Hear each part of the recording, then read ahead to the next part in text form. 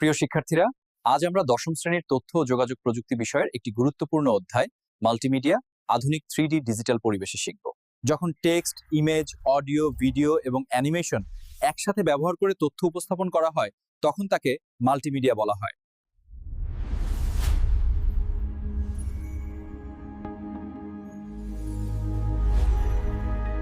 মাল্টিমিডিয়ার ব্যবহার শিক্ষা, চিকিৎসা, ব্যবসা ও বিনোদন সব ক্ষেত্রেই ব্যাপক।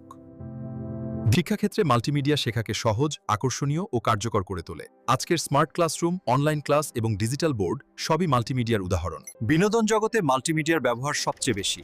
চলচ্চিত্র, গান, গেমস এবং অ্যানিমেশন সবকিছুই মাল্টিমিডিয়ার উপর নির্ভরশীল। যখন ব্যবহারকারী নিজেই ক্লিক, টাচ, তখন তাকে ইন্টারেক্টিভ মাল্টিমিডিয়া বলা হয়। মাল্টিমিডিয়া তৈরি করতে হার্ডওয়্যার ও সফটওয়্যার দুটোই প্রয়োজন।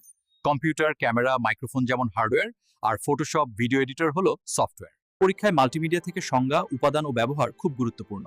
এছাড়া ভবিষ্যতের শিক্ষা, চাকরি ও প্রযুক্তিগত দক্ষতার জন্য মাল্টিমিডিয়া জানা অত্যন্ত প্রয়োজন। মাল্টিমিডিয়া তৈরি করার একটি নির্দিষ্ট প্রক্রিয়া আছে।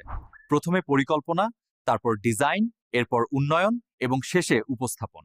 মাল্টিমিডিয়া জ্ঞান থাকলে ভবিষ্যতে অনেক ক্যারিয়ার গড়ে তোলা যায়। Graphic design, video editing, animation, YouTube content সবই মাল্টিমিডিয়ার উপর নির্ভরশীল। আজকের ক্লাসে আমরা মাল্টিমিডিয়া সম্পর্কে বিস্তারিত আলোচনা করেছি। এই জ্ঞান তোমাদের পরীক্ষার পাশাপাশি বাস্তব জীবনেও অনেক কাজে আসবে।